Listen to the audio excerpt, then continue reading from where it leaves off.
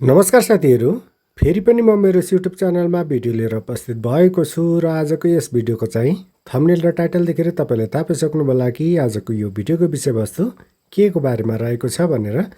र साथीहरू, आजको यस भिडियो अन्तर्गत रहेर म तपाईँलाई यदि तपाईँहरू एभरेस्ट ब्याङ्कको मोबाइल ब्याङ्किङलाई प्रयोग गर्नुहुन्छ भने त्यो मोबाइल ब्याङ्किङबाट कुनै पनि ब्याङ्कमा तपाईँहरूले कसरी पैसा पठाउन सक्नुहुन्छ, अर्थात् फन्ड ट्रान्सफर गर्न सक्नुहुन्छ ब्याङ्क टु ब्याङ्क भन्ने बारेमा यस भिडियो मार्फत जानकारी दिन गइरहेको छु।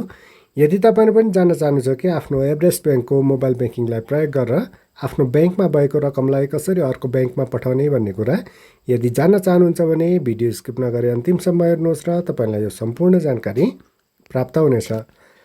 र साथीहरू, यसको लागि तपाईँहरूले आफ्नो एभरेस्ट ब्याङ्कको मोबाइल ब्याङ्किङ EBL टच 24लाई ओपन गर्नुहोस्, यो एप्लिकेसनलाई। भिलेज लाइफसँग सम्बन्धित ब्लग भिडियो हेर्न चाहनुहुन्छ भने मेरो च्यानल भिजिट गरेर ब्लग भिडियो हेर्न सक्नुहुनेछ। म मेरो च्यानलको लिङ्क मुनि डिस्क्रिप्सनमा राखिदिन्छु। र ओपन गरिसकेपछि तपाईँहरूले आफ्नो मोबाइल ब्याङ्किङको फोन नम्बर र पासवर्ड राखेर लगइन भइसकेपछि तपाईँहरू मोबाइल ब्याङ्किङको होम पेजमा आउनुहुनेछ। र यहाँ तपाईँले एउटा अप्सन देख्नुहुन्छ, ब्याङ्कदेखि अर्को ब्याङ्कमा फन्ड ट्रान्सफर गर्नको लागि तपाईँले यहाँ एउटा अप्सन देख्नुहुन्छ, सेन्ड मनी भन्ने अप्सन देख्नुहुन्छ। यसमा क्लिक गर्नुहोस् र क्लिक गरिसकेपछि यहाँ दुईवटा अप्सन देख्नुहुन्छ, सेम ब्याङ्क, अदर ब्याङ्क। यदि तपाईँहरू सेम ब्याङ्कमा सेलेक्ट गर्नुहुन्छ भने तपाईँहरूले एभरेस्ट ब्याङ्कदेखि एभरेस्ट ब्याङ्कमा बिना पैसा तपाईँहरूले बिना शुल्क पैसा पठाउन सक्नुहुन्छ। अन्यथा तपाईँहरूले अदर ब्याङ्कमा पैसा पठाउँदै हुन्छ भने, अरू कुनै पनि ब्याङ्कमा पैसा पठाउँदै हुन्छ भने अदर ब्याङ्क भन्ने अप्सन सेलेक्ट गर्नुहोस्। र सेलेक्ट गरिसकेपछि यहाँ तिनवटा अप्सन दिएको छ, using mobile number, using account number र युजिङ कनेक्ट आइपिएस भन्ने। तपाईँहरूले फर्स्ट अप्सन सेलेक्ट गर्नुभयो भने त्यो ब्याङ्कमा प्रयोग भएको मोबाइल नम्बर राखेर ब्याङ्क सेलेक्ट गरेर एमाउन्ट राखेर तपाईँहरूले पैसा पठाउन सक्नुहुन्छ। यदि यो सेकेन्ड अप्सन सेलेक्ट गर्नुभयो भने त्यो जुन ब्याङ्कमा पैसा पठाउँदै हुन्छ त्यो ब्याङ्कको एकाउन्ट नम्बर अनि त्यो ब्याङ्कको एकाउन्ट होल्डरको नाम र एमाउन्ट अनि रिमार्क्स राखेर तपाईँले पैसा पठाउन सक्नुहुन्छ। यदि कनेक्ट आइपिएसदेखि पठाउनुहुन्छ भने पनि सिस्टम एकाउन्ट नम्बरै राख्नुपर्ने हुन्छ। यही रहेको छ। म तपाईँलाई देखाउनको लागि मोबाइल नम्बर प्रयोग गरेर पैसा पठाउन गइरहेको छु। तपाईँले एकाउन्ट नम्बर प्रयोग गरेर पैसा पठाउँदा या कनेक्ट आइपिएसदेखि पैसा पठाउँदा पनि प्रोसेस सेम रहनेछ। मोबाइल नम्बर भन्ने बक्स मैले फर्स्ट अप्सन सेलेक्ट गरेँ।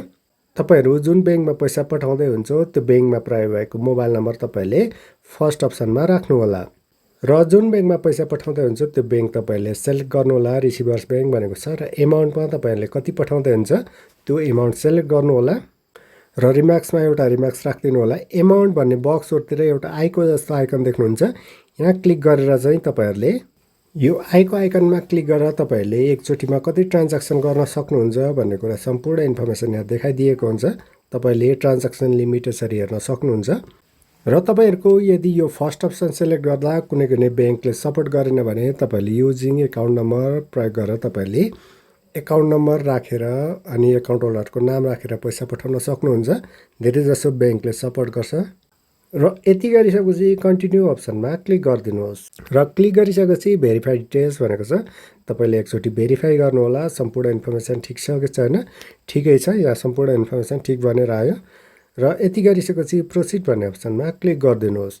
र क्लिक गरिसकेपछि आफ्नो मोबाइल ब्याङ्किङको जुन 4 अङ्कको पिन रहेको छ त्यो पिन राखिदिनुहोस् र यो राइटको आइकनमा क्लिक गरिदिनुहोस्। र क्लिक गरिदिने बित्तिकै तपाईँहरूको ट्रान्ज्याक्सन सक्सेस भइसकेको छ। तपाईँले सक्सेसफुली पैसा पठाइसक्नु भएको छ अर्को ब्याङ्कमा यो स्टेप फलो गरेर।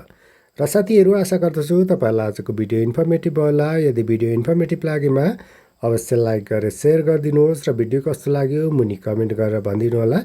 र यस्तै भिडियो हेर्नको लागि तपाईँले मेरो च्यानल सब्सक्राइब गरेर मसँग जोडिन सक्नुहुनेछ। र साथीहरू, अर्कोचोटि अर्को इन्फर्मेटिभ भिडियो ल्याउने बाचाका साथ आज तपाईँहरूबाट बिदा हुन चाहन्छु। हस्त, धन्यवाद।